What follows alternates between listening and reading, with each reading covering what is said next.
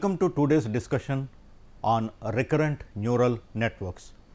This is one of the important types of neural networks. In this discussion, what we will be doing is, initially we will be introducing you to the artificial neural networks, and then we will move to the recurrent neural networks. We will be looking into their applications. We will also look into various types of recurrent neural networks. So, what I mean to say is that if you are having some practice in designing artificial neural networks, then you should build over them and try to design different types of neural networks, because every type of neural network is having its own applications. One type of neural network will not work for every problem solving. So, you need to learn designing different types of neural networks, and the most important thing is that when you have a problem at hand, you should really know basically which type of neural network or neural networks I should use. In many situations, more than one type of neural network needs to be applied, and once you apply, it is not easy for you to reach the goal of solving your problem, as you do not know to what extent you have to train that particular neural network, and also there will be issues with the amount of data that you may not be having lot of data to train. Hence, the neural network cannot be sufficiently trained, hence neural network may not be giving you the appropriate output. So, today's objectives are that I introduce you to the artificial neural networks, then introduce you to the recurrent neural networks, and we will be discussing some types of RNNs. So, in short, what I do is that I will be using the word RNN for recurrent neural network. Let us see what is meant by artificial intelligence. Of course, we all are intelligent, we all are naturally intelligent. When we are born, we are intelligent to some extent. We are not ultimately intelligent, we are not top intelligent, but nobody trained us. When we are born, no training took place, but still we react to the situations in our own way. For the same situation, the way we reacted when we are born will be different the way we react today. The reason for that is that the age we have today, if you whatever you have learned during your age, maybe 15 years or 20 years, whatever it is, your neurons got trained and you will not react in the same way as you have reacted.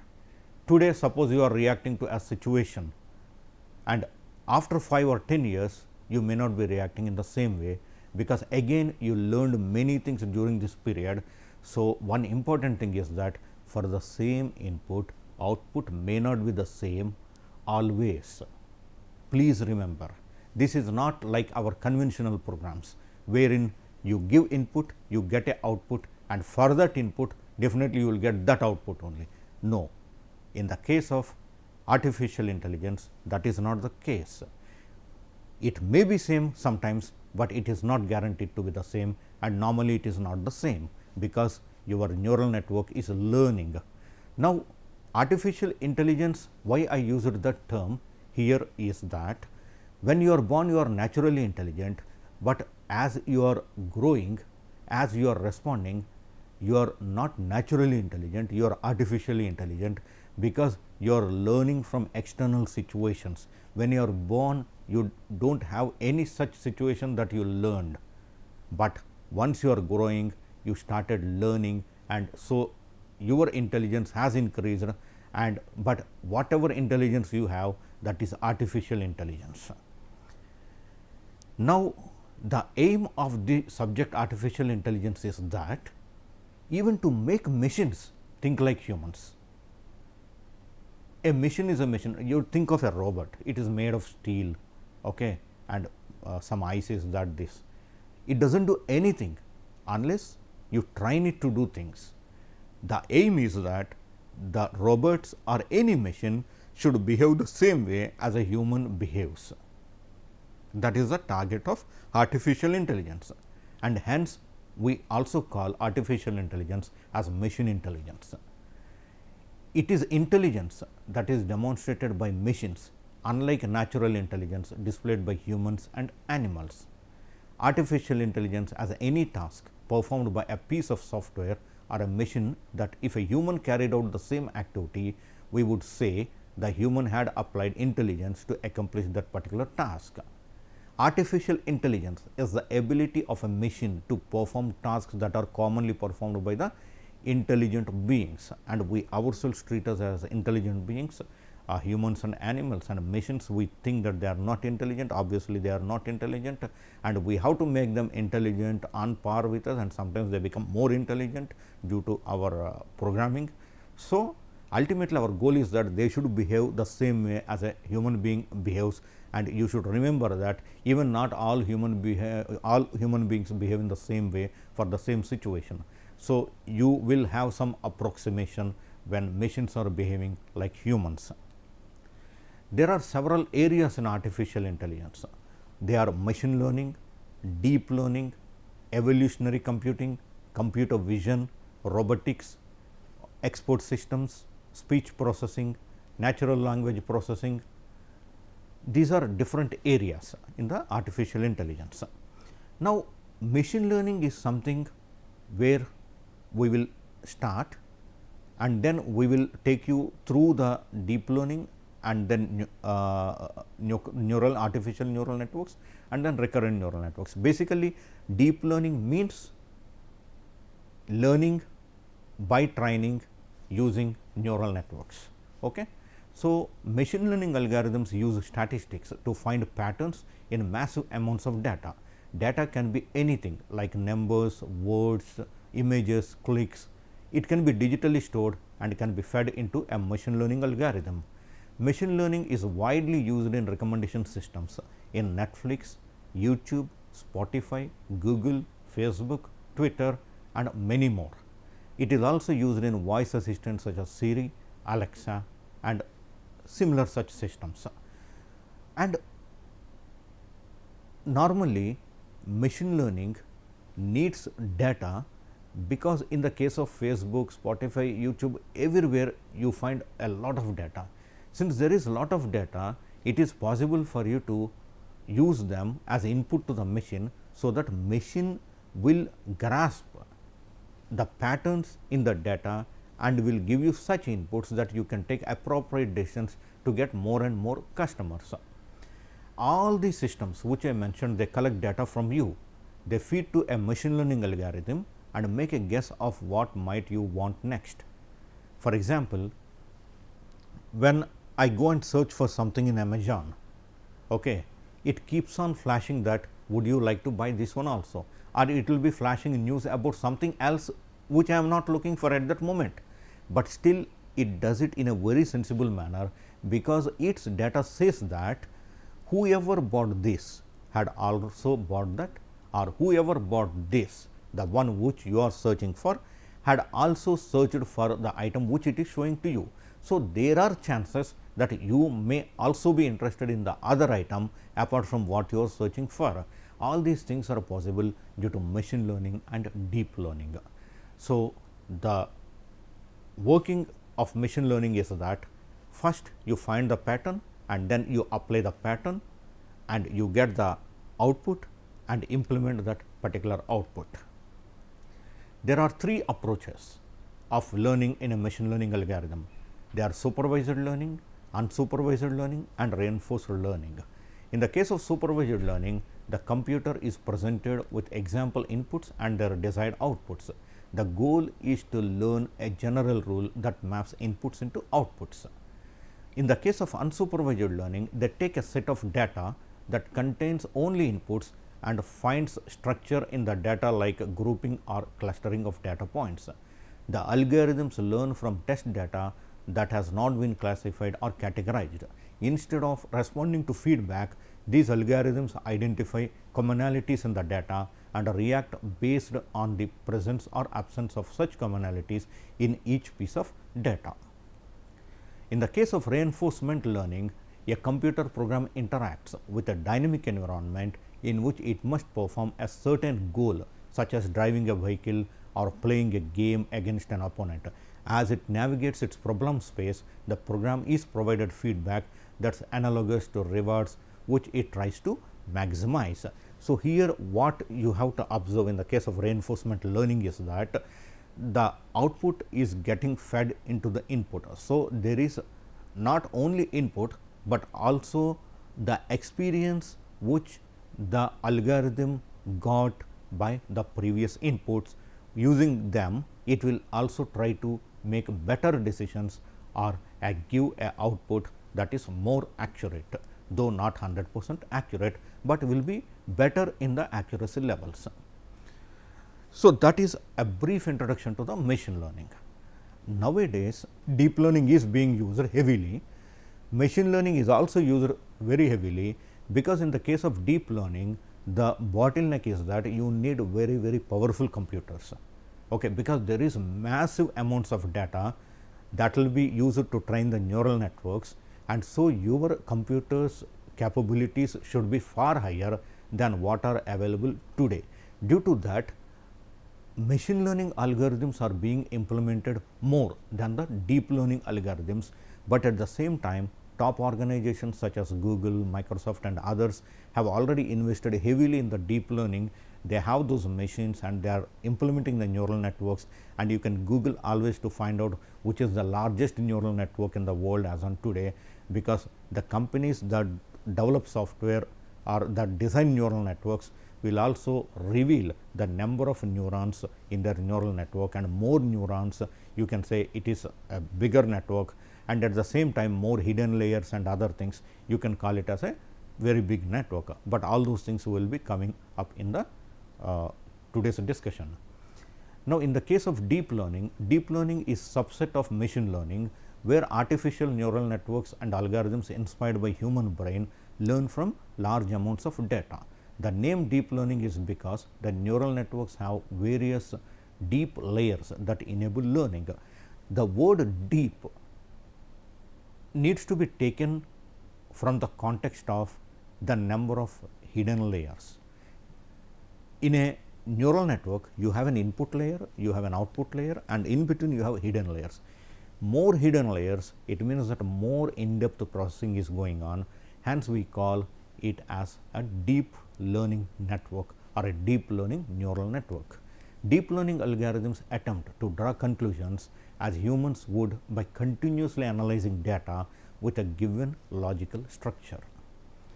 This is an example for an artificial neural network.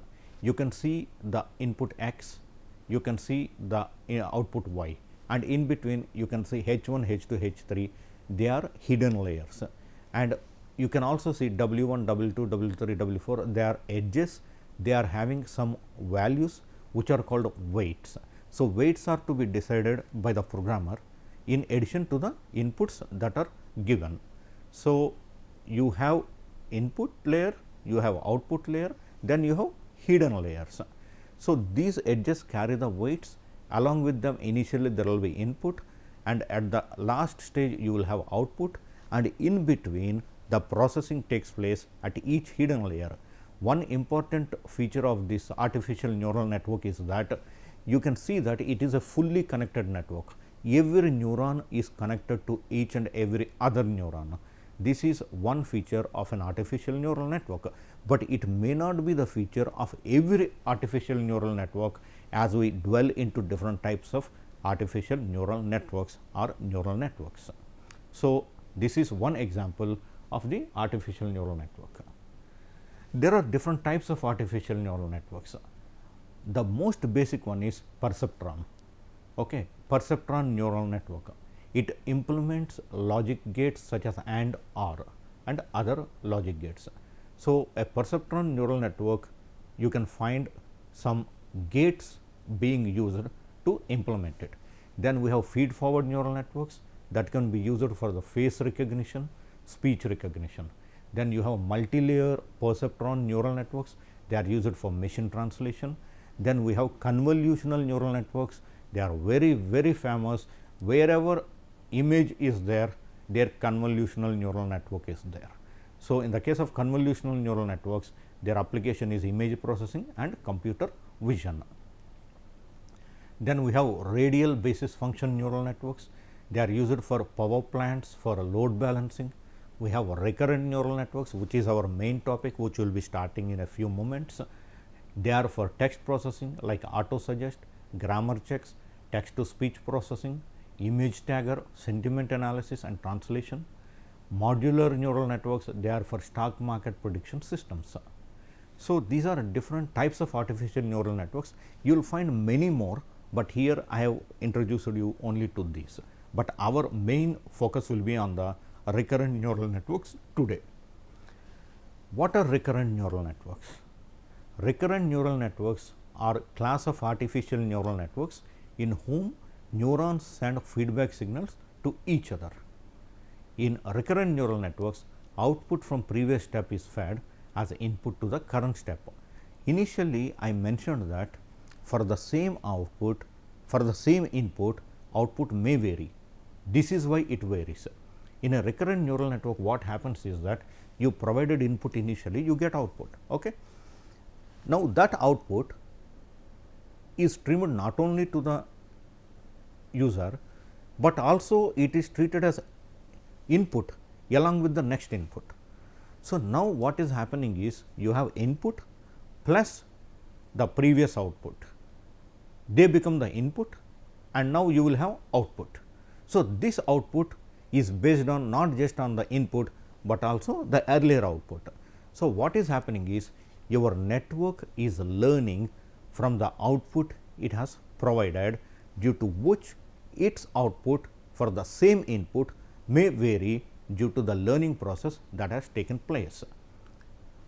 I will give you one example of its application. Let me say we are typing that where are you going? Okay, I typed where are you, and sometimes you see your software prompting you going. Okay. So, how did it find or how did it suggest that word going after you typed where are you? Because that is what it has learned, that from many inputs earlier, it found that whenever there is a sentence where are you, it was succeeded by going. And the most important thing is that it has remembered where are you in its memory. Using that, it is able to suggest the going as the next word. So, recurrent neural networks are having many applications. So, the applications vary from prediction problems, which I have just told you, generating the text, speech recognition, video tagging. Speech recognition, once again, if you see like you want to search for a particular sentence, okay, you have gone to the Google and you clicked on the microphone and then you started speaking. Sometimes you find that whatever you spoke, it is not reflecting exactly the same, but after you tried few times or even next time when you do the same thing, it will detect exactly what you are saying, because it got trained earlier. Okay. You said something, it showed you something which is different, then you have not accepted it, again you started saying. So, it is basically learning, and next time when you go there and when you say the same thing, it will show you exactly. That is how it has learnt. So, to do that, it needs to remember what you have done earlier. Okay. So, there the output again going as input will be useful for that particular neural network to learn and give the better output. Then video tagging, this is very famous. Okay. In the video itself, they will suggest that this particular character is a Shah Rukh Khan or an Amir Khan or something like that. That is video tagging. How they are able to do? Due to the facial recognition. Again, there you have to remember. So, RNNs come into the picture. Text summarization, call center analysis, face detection, music composition. These are some of the applications. There are many more applications of RNNs. Here I have told you some applications, you can dwell into the more. You have a look at the RNN architecture. Okay. This is the basic architecture of recurrent neural network.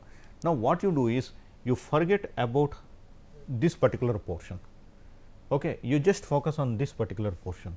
Okay. Here if you see that you have an input x, that is the input neuron, then you have the output O, and in between you have H. Basically, x is the input layer, O is the output layer, and in between you have the hidden layer. So, the input you provided U, the hidden layer provided the output W. However, that output is being again fed to the hidden layer. So, for the same input x, this time the output which it provided W will combine, and it may not provide the same output W next time, because that particular hidden layer is learning from the output that it is providing.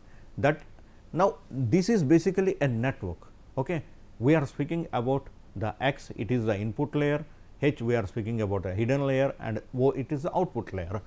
Now, suppose you unfold it. Okay. I did not draw the entire diagram, I mean I did not refer to the entire diagram, but if you unfold it, you get what is there on the right.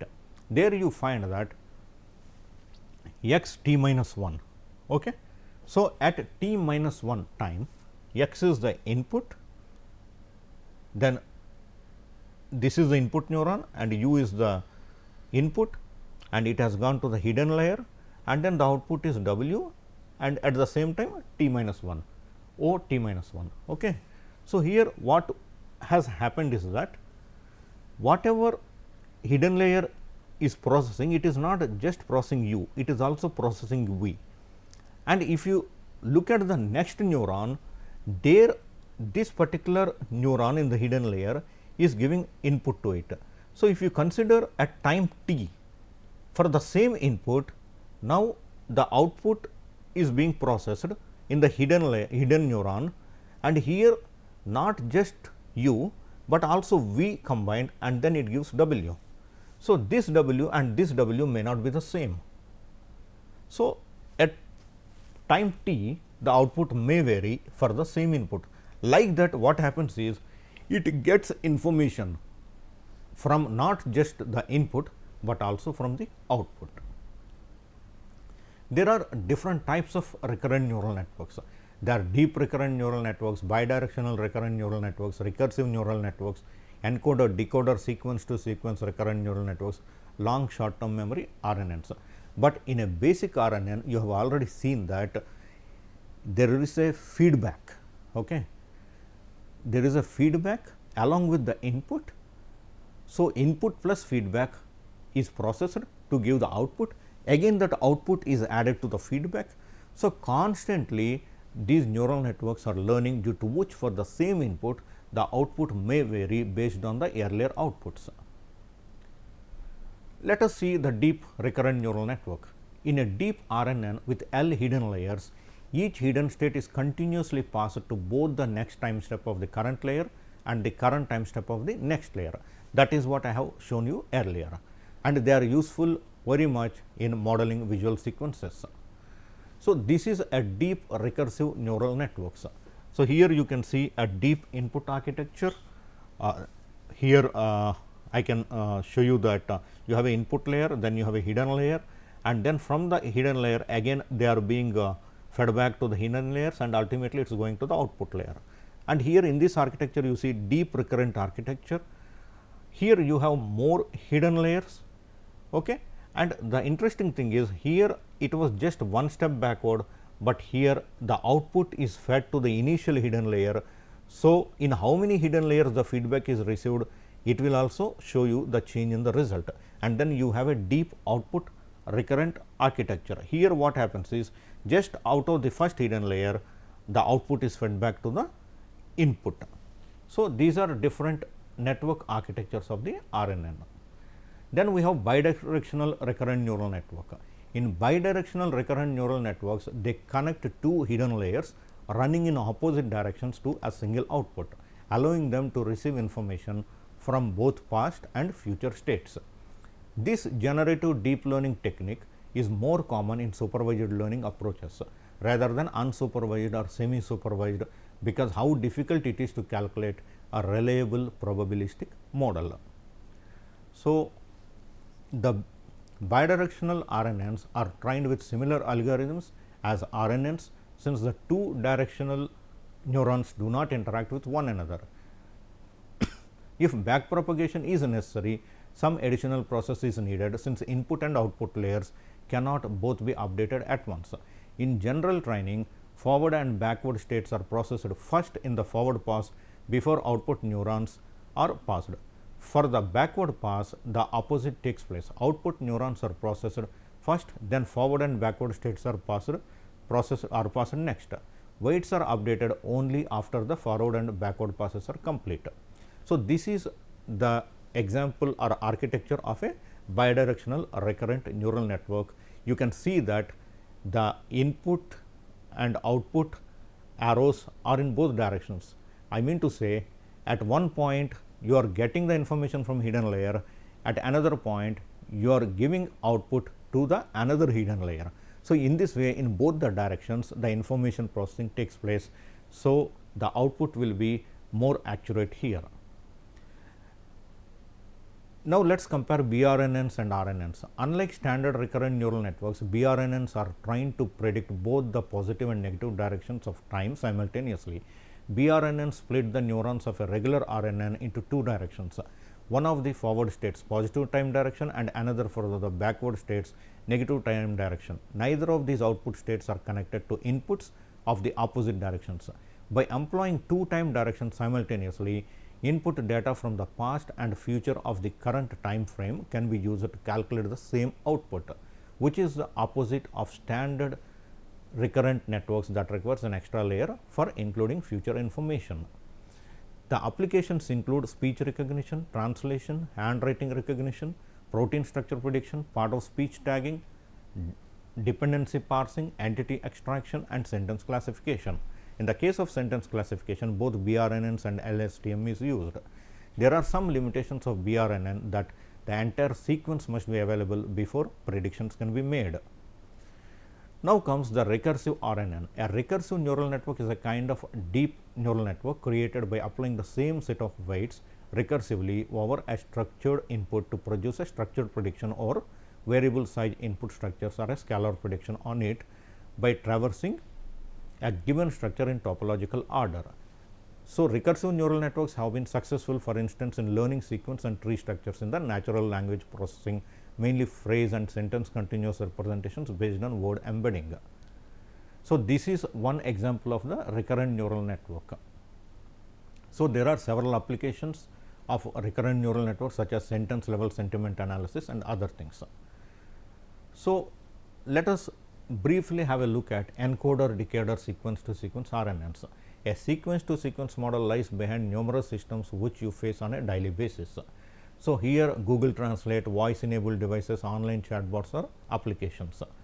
So, here you can see the network, neural network, encoder decoder sequence to sequence RNN. Here you have encoder, you also have a decoder, then you also have a encoder vector. So, here you have encoder, then there is also an encoder vector, there is also a decoder. So, then finally we will see at LSTM RNNs, these are long short term memory neural networks. So, here you can see the block diagram, here you can see the block diagram. The repeating module in a standard RNN contains a single layer. So, this is the repeating module in an LSTM which is containing 4 interacting layers. So, here there are the different symbols which we use in a LSTM, and the applications include unsegmented connected handwriting recognition, speech recognition, anomaly detection in network traffic and intrusion detection systems. So, these are some of the applications of the LSTMs. So, the advantage is that it is when compared to a common recurrent unit is its cell memory unit. So, these are different sources from where I have taken diagrams and other things, and these are some references. Thanks a lot.